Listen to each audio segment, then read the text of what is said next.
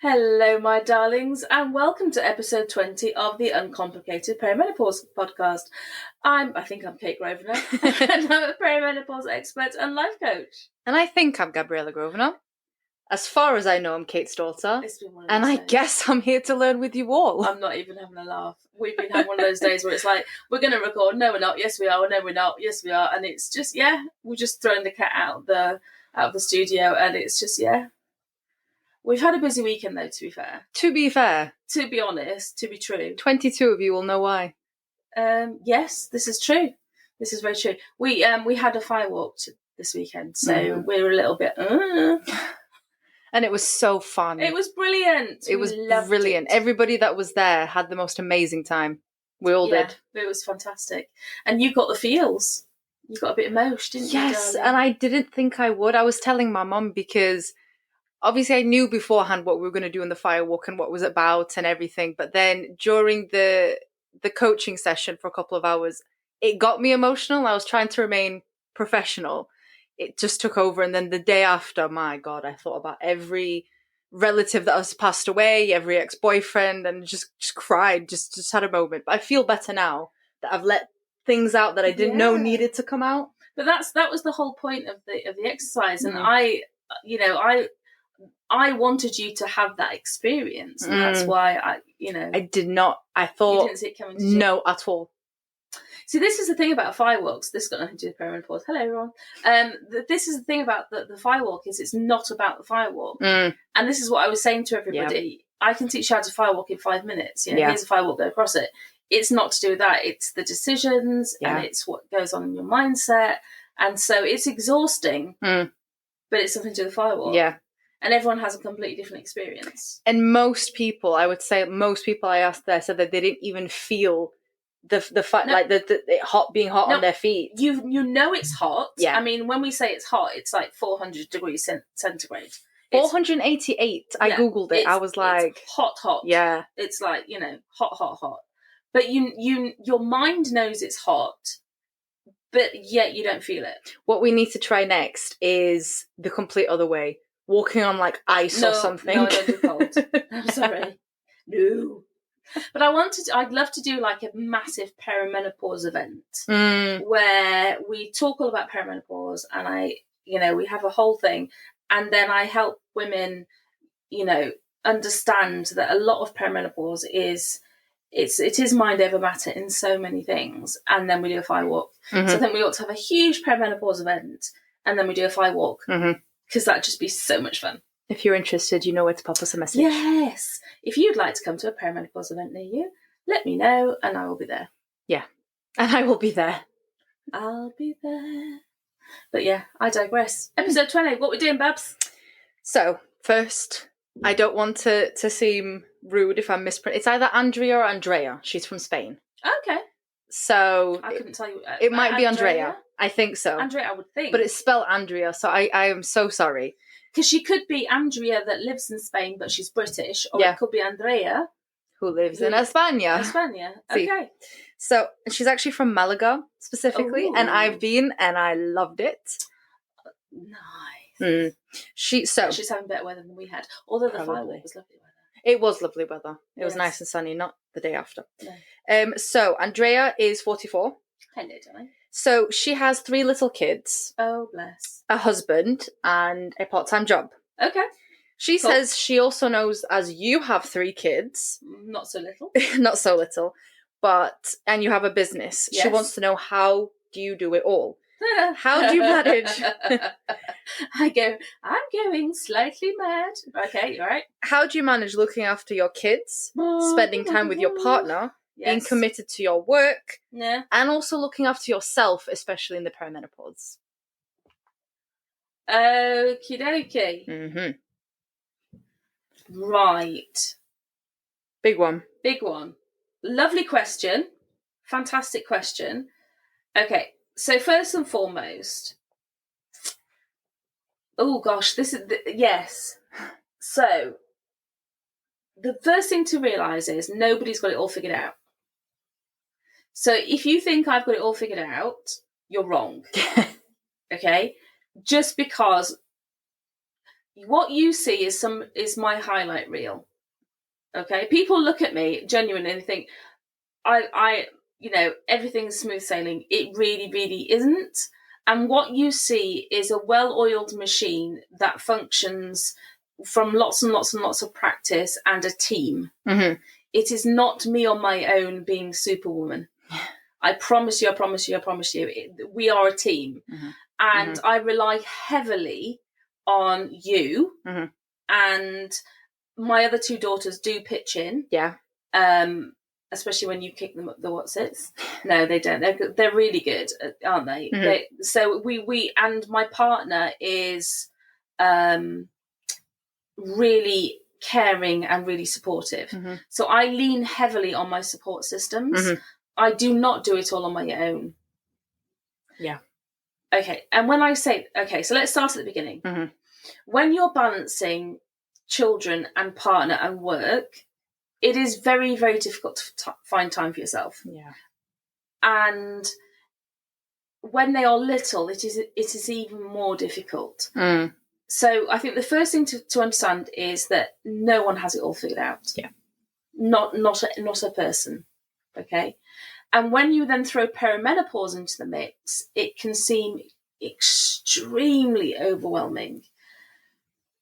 So obviously with perimenopause, as we know, emotionally and physically, there are so many changes that go on. And so even if I said to you today, so let's say you were one of my one-to-one clients, okay?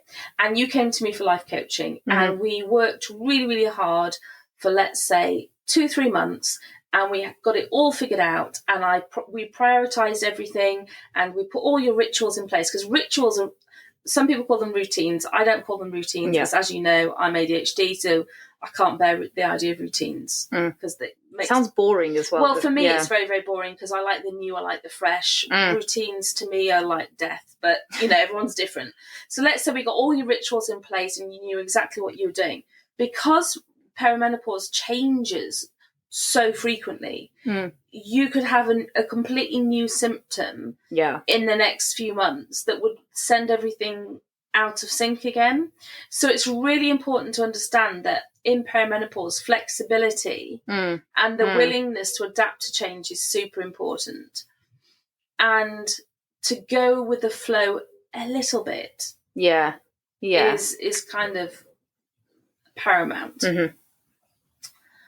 Start with a place of, I'm going to prioritize me. I'm going to take care of me.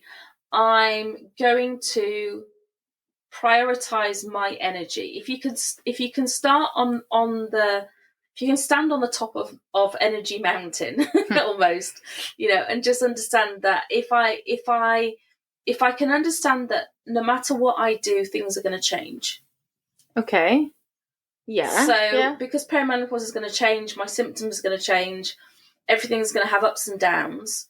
Perimenopause is going to throw a lot of different things at me. Mm-hmm. So I'm going to have to keep changing my rituals. So when you're younger, so I have friends that are like super, super organized. Some of my friends who are on it and they know what they're doing 6 months in advance. Yeah. And I can barely keep up. So I'm not that person, as you know. So as I was saying, when people look at me and think I've got it all together, I really don't.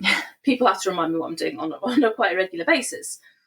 I booked Jenna's dental appointment today for like next April, and I thought, I'm so on it. Are you going to remember? It's in my diary. Okay. Yeah. And for me, that's like, woohoo. Mm-hmm. But if you can say to yourself, okay, I don't always have to have it sorted out. I'm going to try my best. I'm going to see if I can prioritize my energy is number one, because no matter what happens, I need energy. Yeah. So I'm going to make sure that everything that I do is going to add to my energy levels. Okay? Because no matter what happens, I'm going to need my energy. Yeah. Number two, I'm going to have to be flexible, because perimenopause is going to keep giving me weird curveballs. It's going to keep throwing new symptoms at me. I'm going to keep feeling differently about my emotions. Some days I'm going to wake up feeling one kind of way. Other days I'm going to wake up another kind of way. Yeah. And I'm going to have to deal with it. Okay. So that's two things. prioritizing my energy. When I have energy, I'm going to be able to handle the ups and downs. When I don't have energy, I'm going to need to rely on other people a bit more. That's a good, like, first and foremost, Yeah. you need energy. Yeah. So energy is going to come number one. Okay. Now, speaking about what you can and cannot handle,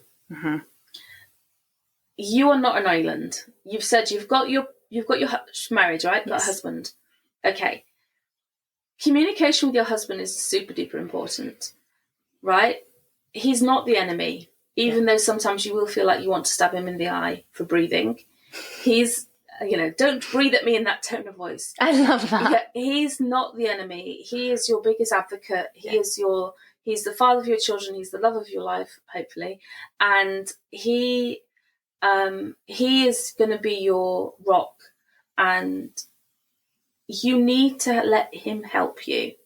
So when your energy is low, communicate with him.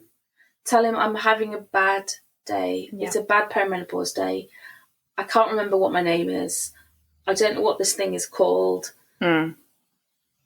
Help. Because everything is an ebb and flow. Sometimes you can manage. Sometimes I'm having a superwoman day. Sometimes I need to crawl up in a ball and cry or hide or just be type of a day. So learn that at this stage of life, you're not meant to do it all alone. And if you've got little kids, that shit's hard. Yeah. Like, that is really hard work. She's in her early mid-40s as well. Like, so, they will test you. They will push every single last button. And kids have a habit of picking up on your energy. Yeah. So if you are frazzled, what kids will pick up on is that you're not okay, and they'll pick up on this frazzled energy, and you think, oh, kids pick up on frazzled energy, they'll give you a break. No, kids will pick up on frazzled energy and they will feel unsettled. I mean, we can laugh about it, but they actually feel unnerved. So older children, like, if I'm frazzled, you'll give me a wide berth. You'll be like, holy shitballs, I'm keeping away from her today. Yeah. You'll be like, heads down, but, let's batten the hatches, stay away from mummy. Yeah. Little kids, when mum is frazzled, when mum is off balance, it unnerves them. It makes them feel unsettled. It makes them feel insecure. So what they then do is, when little kids are insecure, they act up. Okay. Are you with me? Because they feel then insecure. They feel like really stressed. So they're frazzled themselves. So they become frazzled. And what little kids then do is they act like little shits, right? So then their behaviour then gets worse.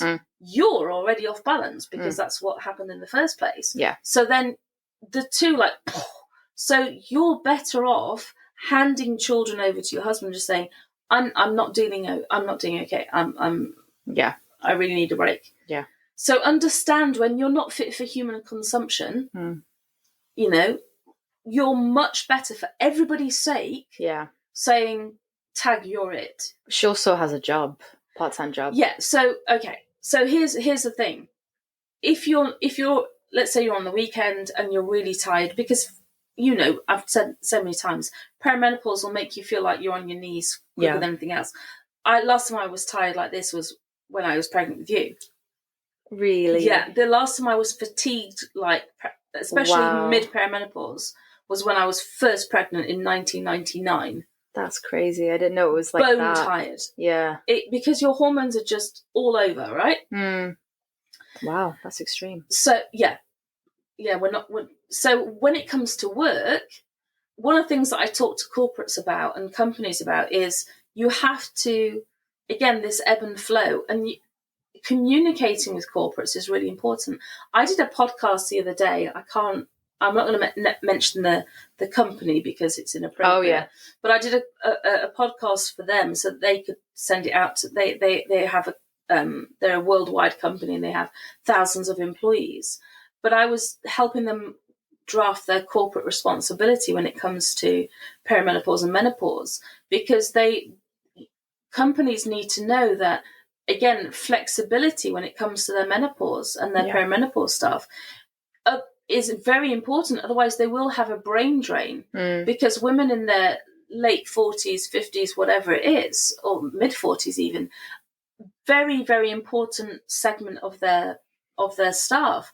But if they're struggling for whatever reason, they don't want to lose that talent. Yeah. But again, ebb and flow. So a certain amount of flexibility is really, really important. Yeah. So what would I say? Right. First and foremost, setting boundaries is, I think for me, has been a real game changer.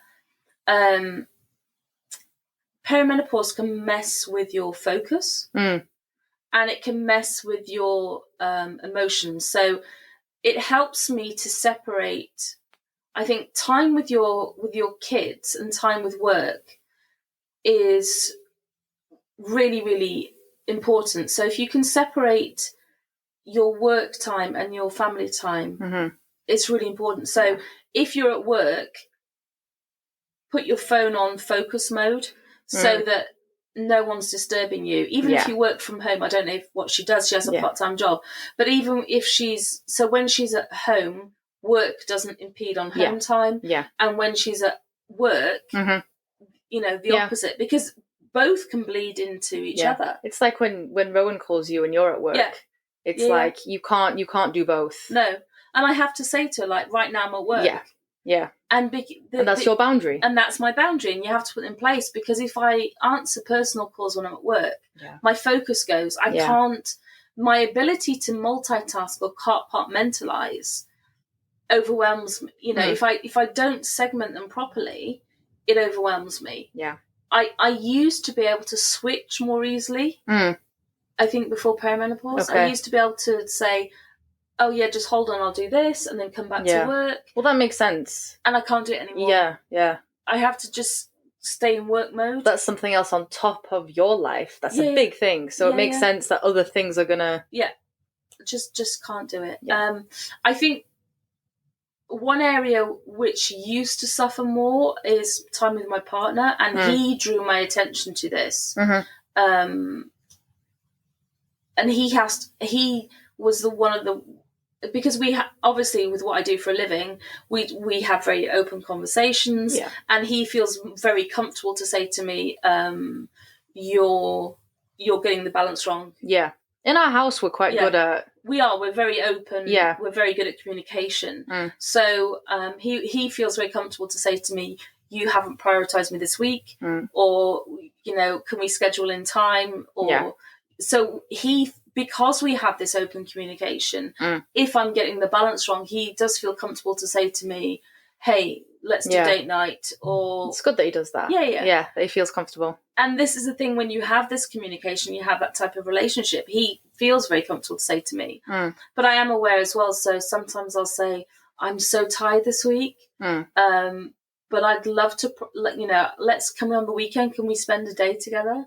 And then because you guys are older, I can then say, I'm doing date night on Friday night, or I'm going away on this day, and then I can say to obviously you work with me, so I can say schedule out that time, whatever it is. So it is also a priority for me to stay connected. And I've learned to communicate with him openly. And it's not necessarily, in my life right now, it's not necessarily about quantity of time. Because I can't what my life is like. Firewalk, podcast, life coaching brand, lifestyle brand, children, horses. But it's like what you said to us growing up, and this is something, because she has 3 kids and you had 3 kids, and me being the oldest child, we always remembered that there's one child that requires a little bit more attention than the other 2, and that's okay. And my mom used to say to us that it's not equal, but it's fair. The attention, the amount of attention that I'll spend on each child, it might not be equal because one needs a bit more attention. So that's a good thing that you always did with us, and letting us know. And this is, it's a tough one when you've got one child that needs more attention than the others. But this is the thing, fair and equal are not the same. And in life, it's the same with Scott. He may not get the same attention as my business gets or whatever, but it's always about quality. Spending quality time and going on. I make sure that I spend quality time with everybody in my life. Quality time with you girls separately. So you and I go out for like little shopping trips. And Jenna and I, even if we're just out to the dentist, like today, but we came back the scenic route. And because Jenna loves like countryside, so we came back the scenic route, and we, we'll deliberately put nice songs on when we're doing school run, and we'll sing at the top of our voices because Jenna and I love to sing. Or she don't do that with me. I can't sing at the top of my voice with you. There was a rule growing up. Bear in mind, a family of musicians, sidetrack, but I just have to tell the world. I was not allowed to start singing until 9 a.m. and I had to be quiet and stop singing after 7 o'clock at night. I'm not a very good singer. So also, like Jenna and I, after school on Fridays, we always go, I'm just not going to come on that one.